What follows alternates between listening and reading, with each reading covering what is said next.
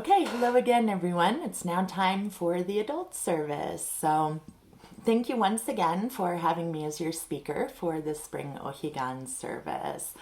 And I know I mentioned already that we say it over and over again that I wish that we were able to gather in person, but in this case, I really do wish we were able to gather in person because, as many of us know, for challenging but in a good way years that I was studying at the Institute of Buddhist Studies, you guys were my spiritual home.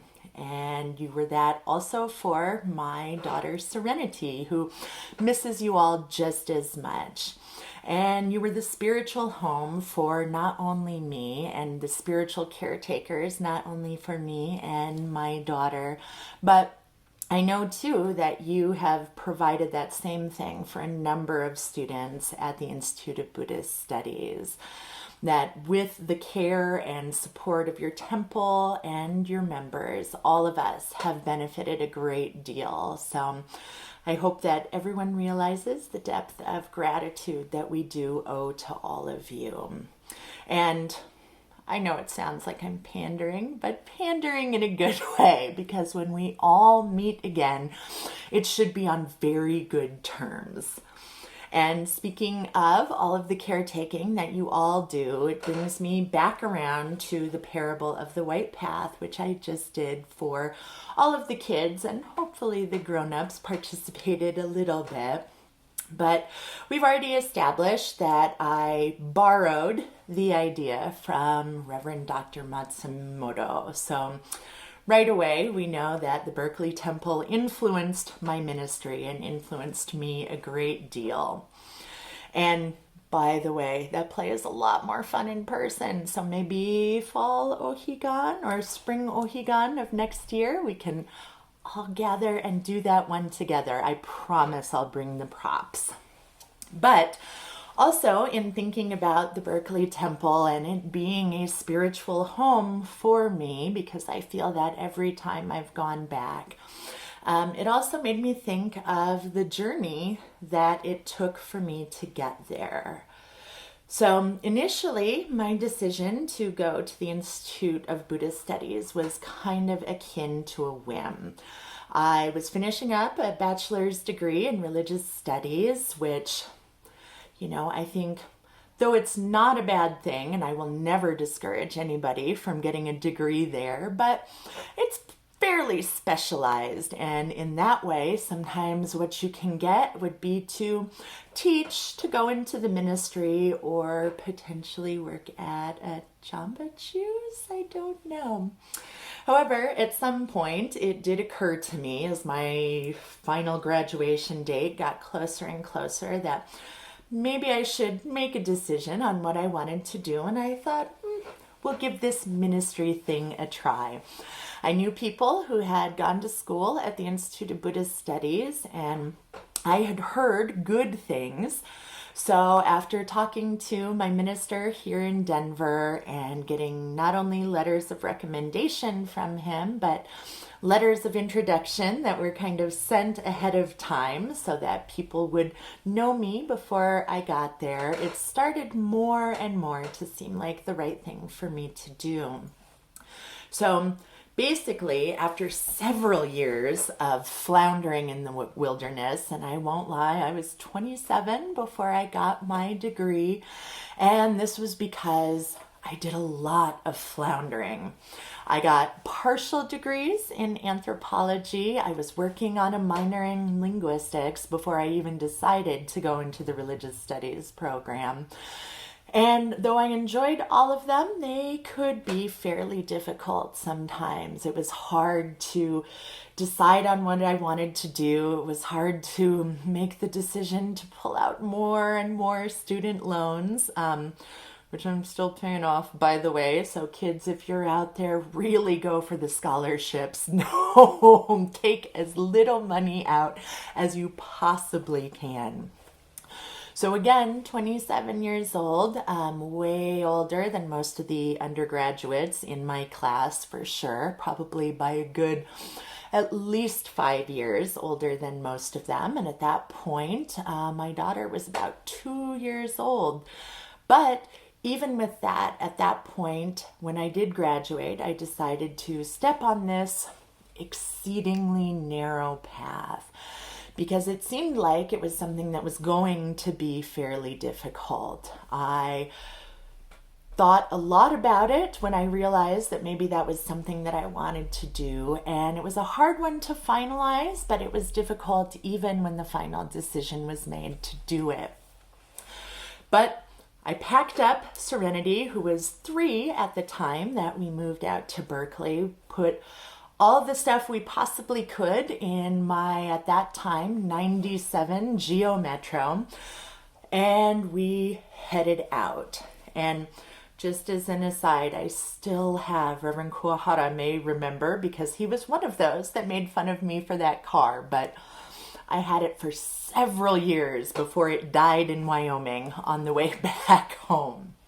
But in thinking of the parable of the White Path, we have the eastern bank where I am traveling through the wilderness, and I hear way back Reverend Okamoto, who was here at the Denver Temple, my parents who still live in Colorado, and my brothers and sisters. They were that voice from the Eastern Shore encouraging me to go forward because I was still a little nervous about it. I wasn't sure how it was going to go. I really hadn't made any plans really even past just showing up in Berkeley. I had a friend I was staying with for a little while, but no prospects on an apartment or anything at the time. So it was kind of scary.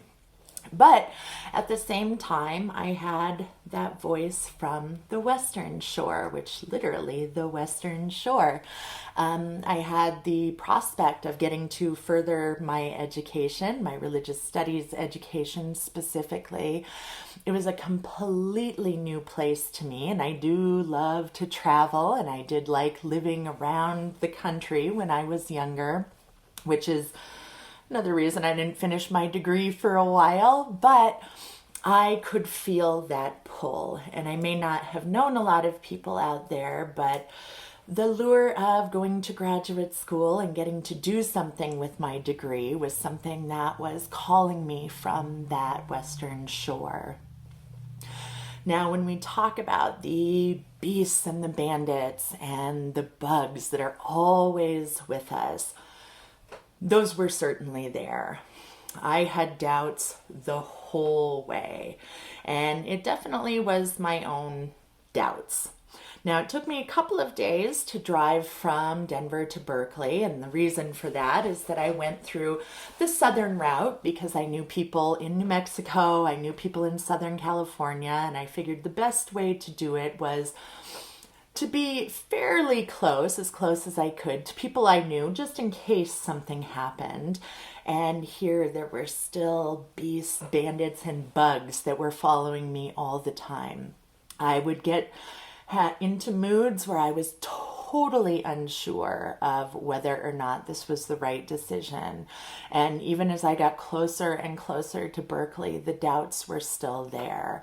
I was unsure of whether this was actually going to work out, if I would be there for a week and decide that maybe I needed to pack up and go home, because to me, all of those things, the beasts, bugs, and bandits roaming around in my head were telling me that maybe you should go back. Things are easier back home. You know people, you know where to look for homes and for jobs and things like that. And it might be easier than trying to travel with a 3-year-old to an unknown place, an unknown school, and where you know very few people.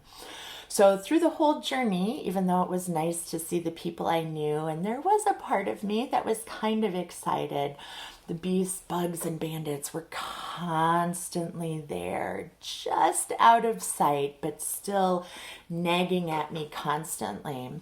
So that fear that I felt, it definitely was in the parable of the White Path. Those doubts that are always plaguing us. Even if you're sure that something is the right path or the right way to do things, we will always have those doubts. And as for the anger and the greed, maybe not quite so much. I might have been angry at myself a few times for being what I thought at the time was so foolish, but I didn't feel it as overwhelmingly as the things that were stalking me from the vast wilderness in the woods. Now, I did hear the voices of encouragement and definitely tried to keep those in my head. Even though at times I thought it would be easier to go home, I also heard once again those voices from the Eastern Shore. The voices of professors, the voices of my minister at my home temple, the voices of my parents and my siblings, reminding me that this was a good thing, that no matter what, things would be okay, and that even if I had a little bit of a hard time, they would be there supporting me all the time, just like the voice of Shakyamuni Buddha from the Eastern Shore in that parable. And again, I heard that call from Berkeley itself, and it may not have been a direct call from somebody specific, but it was the lure of something new, the lure of something interesting, and the lure of something that might expand my world a little bit, might help me learn more, might help me do more. And so even though I had doubts, and even though I was still wanting to go home a little bit, even 2 days into the journey, I kept on because I heard that call and followed it. So eventually I hear these voices calling, I feel this lure, and I gave no backwards glance. I kept moving forward, and maybe just a few steps at a time. I mean, I was there for 4 years, so it took me a little longer, I'm sure, than some of the other graduate students. But as long as I thought single-mindedly of the path, thinking only of the path, she advanced directly forward. I had the mind that was single, and forthwith I reached the Western Shore. And though maybe not free forever from all afflictions, because it is hard to have a kid in preschool and trying to get a graduate degree and working several jobs, which I was at the time. However, I did meet my good friends. I met so many people that I am still in touch with, students, ministers, and Sangha members alike. People that when we see each other, it really is a joyous occasion. And my joy because of that is indeed boundless. Because not only did I meet my good friends as people, but because I was studying Jodo Shinshu and because I was working to become a minister, even though I grew up in the temple, even though I'd been with them for, at that point, 27 years, I still feel that I had not truly met my good friend Amida Buddha. I had heard lots of Dharma talks, I had sung all the songs and gone to Dharma school, but I still didn't truly think that I had met the Buddha. However, through these studies, because I did just decidedly move forward on that path, again, I met good friends in the human realm, but also my good friend, the same friend that the traveler meets at the end of this parable. Now, I do know that, my joy was boundless, but again, not free forever from afflictions, because I do know one of the things in meeting the Buddha is that I realized too that I am still my human self and will always be that human self. I will never be able to entirely rid myself of doubts and fears. Those beasts, bugs, and bandits are going to be there forever. I will be terrified sometimes and afraid to move forward because the rivers of fire and the rivers of water, sometimes they might crash lightly over the path, and sometimes it may become submerged because, again, I am a human being. And yet, because I have gained a small modicum of wisdom, we'll say, I still try to hear that voice from the Western Shore encouraging me to continue moving forward. And that voice reminds me all the time that while I am still a traveler and will be until the end of my life, I have also stepped foot on that path. And that path will be fraught with some things along the way, but that voice is always calling, encouraging me to return to my home of homes. And whether that is coming back to Berkeley eventually, don't count me out. I'm happy to come anytime. But it also means that I know that there is great wisdom, compassion out there, that wisdom, compassion embraces me even tighter when I'm having trouble traversing the path itself.